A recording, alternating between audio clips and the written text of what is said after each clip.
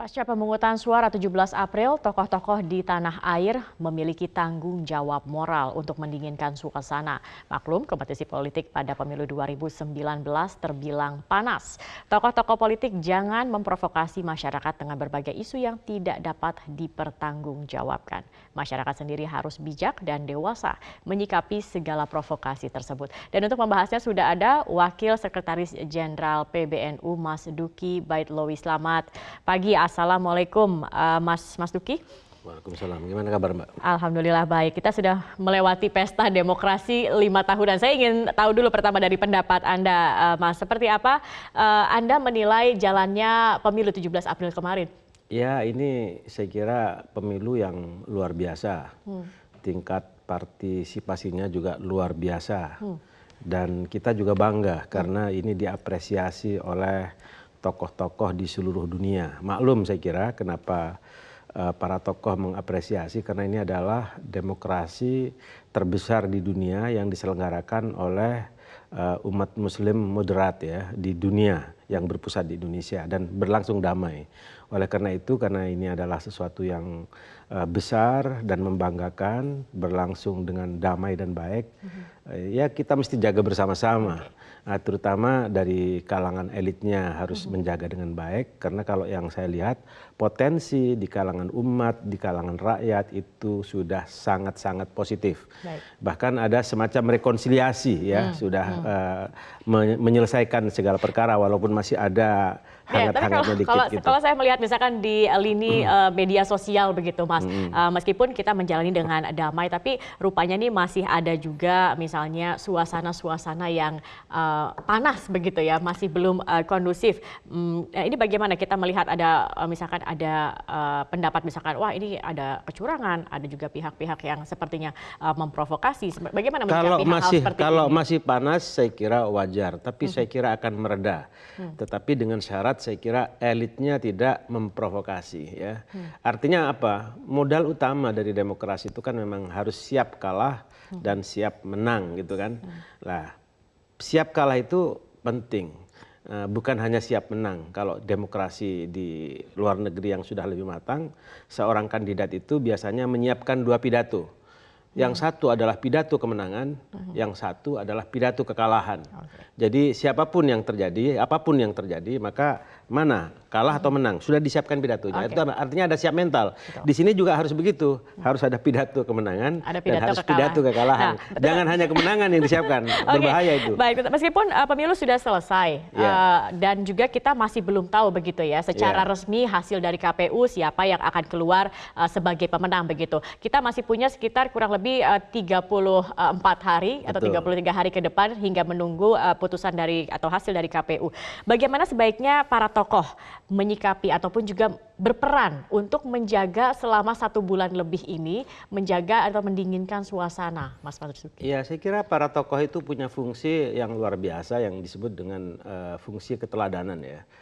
Kalau para tokohnya memberi contoh yang baik, saya kira di bawah juga akan baik. Walaupun saya kira juga walaupun contoh yang akan diberikan oleh elit itu sifatnya memprovokasi, saya kira tidak akan mempan asalkan ya asalkan bahwa kita kan punya pihak keamanan yang cukup konsisten menjaga proses keamanan pemilu dari awal, dan saya kira proses ini akan dijaga dengan baik. Ketegasan dari pihak TNI, ketegasan dari pihak polisi, saya kira itu akan berperan besar untuk menenangkan masyarakat.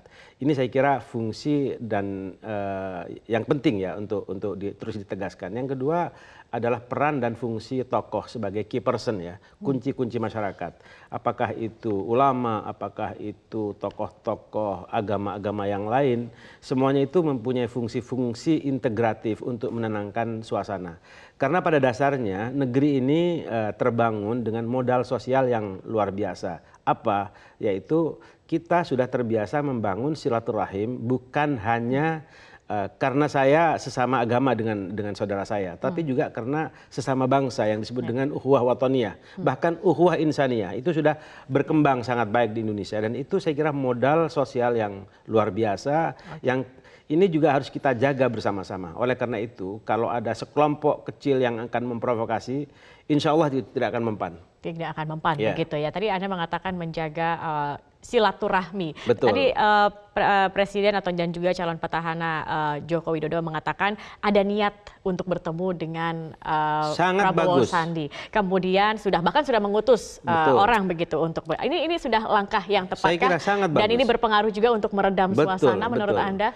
Itu saya kira harus dilakukan kedua belah pihak, bahkan dari pihak-pihak yang tidak hanya pihak taruhlah Pak Jokowi ataupun Pak Prabowo, tapi saya kira dari berbagai pihak sebagai tokoh-tokoh pendukung itu kalau bisa melakukan silaturahim itu justru itu akan menciptakan suasana yang tenang, karena apapun masyarakat Indonesia masih kita kenal sekarang itu ada unsur patron klien yang kuat. Jadi kalau santri itu akan ikut kiainya, itu masih kuat orientasi yang seperti itu. Dan inilah sebenarnya fungsi keteladanan pemimpin. Dan di sini saya kira menjadi sangat penting untuk dibuktikan dalam satu tindakan yang nyata pada saat-saat seperti ini. Karena apa? Ujian bagi seorang pemimpin justru di saat-saat seperti ini. Kalau di saat-saat seperti ini maka ditunjukkan oleh dia sikap kenegarawanannya, maka disitulah itu akan menunjukkan bahwa dia memang betul-betul seorang real sebagai seorang pemimpin, karena itu akan memberikan kontribusi terhadap modal sosial yang sangat bagus ke depan. Ini sekali lagi juga menandakan bahwa ini adalah sebuah prosedur demokrasi yang biasa gitu ya, karena yang terpenting dari demokrasi itu bagaimana sebenarnya konsolidasi berikutnya untuk menciptakan bagaimana masyarakat rasional berorientasi pada program ya, program yang baik untuk menciptakan kesejahteraan dan seterusnya. Itu yang ditunggu-tunggu oleh masyarakat. Jadi jangan terjebak oleh hal yang sifatnya prosedural seperti ini, dan itu akan menjebak kita, dan itu justru akan menggagalkan kita semua. Siapa tahu memang melihat kedua pemimpin atau kedua tokoh ini bertemu, ini juga membuat masyarakat juga terinspirasi untuk membuat pertemuan silaturahmi begitu kan, antar kemarin para warga atau para masyarakat yang sempat terbelah begitu. Betul. Kalau ada masyarakat melakukan tasyakuran, ajaklah kawan-kawannya yang selama ini berbeda pilihan atau berbeda pendapat. Itu saya kira sangat bagus. Dan kalau itu diberikan contoh oleh yang elit, itu akan mengalir ke bawah. Itu saya kira sebuah hal yang biasa, tapi suatu hal yang sangat positif. Tapi kalau kemudian ini kan ada media sosial ya. Kalau di media sosial itu terus dikembangkan soal-soal yang masih runcing antara satu kelompok dengan kelompok yang lain, itu justru akan menimbulkan potensi yang tidak baik meredam di masyarakat. Di sosial media ini bagaimana? Apakah dengan cara-cara yang tadi Mas Sudiki sebutkan itu juga akan menjadi cara efektif juga untuk meredam di media sosial? Oh iya, otomatis, karena kalau di media sosial itu juga saya kira juga sangat terpengaruh oleh kondisi-kondisi yang ada di luar media sosial, terutama yang dicontohkan oleh para pemimpinnya. Tetapi sebenarnya kalau kita lihat di berbagai media sosial sekarang kondisinya sudah sangat kondusif, ada suasana rekonsiliatif, bahwa masih ada kehangatan. Saya kira itu ada proses yang tidak akan lama lagi, ada suasana pendinginan untuk rekonsiliasi antar sesama teman, antar sesama famili, silaturahim akan tercipta pelan-pelan. Mas Duki, PBNU juga sebagai organisasi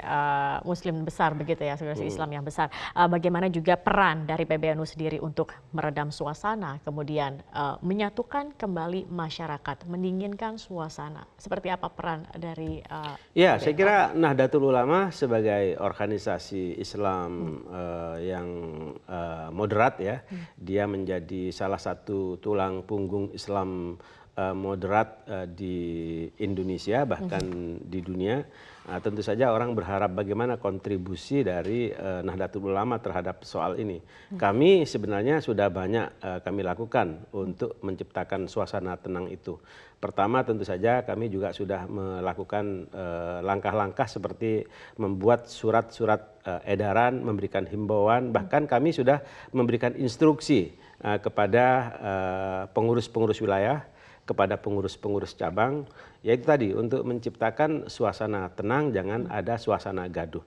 Dan karena kami juga adalah banyak ulama-ulama, Nahdlatul Ulama itu kan kebangkitan ulama, banyak sekali ulama-ulama di bawah, yaitu supaya memberikan keteladanan, dan itu sudah dilakukan. Kami sudah melakukan istighosah, kami sudah melakukan ini ketepatan juga kalau orang-orang NU sekarang di bulan ini banyak melakukan Isra Mi'raj. Ya, Acara Isra Mi'raj itu juga diisi oleh ceramah-ceramah yang mendinginkan suasana.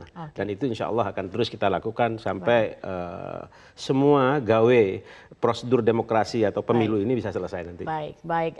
Hal-hal seperti ini diharapkan juga bisa meredam begitu ya suasana, dan yang paling ditunggu adalah bagaimana kebesaran dari sikap para tokoh di Indonesia ini juga yang memiliki peran untuk meredam. Kami dari para tokoh, dari Majelis Ulama, dari NU semuanya yakin ini akan bisa selesai dengan baik. Kita memiliki keyakinan yang sama. Terima kasih Mas Duki Baidowi, Wasekjen PBNU telah bergabung bersama kami, dan pemirsa, kami masih akan kembali dengan informasi lainnya usai jeda pariwara berikut ini. Tetap bersama kami.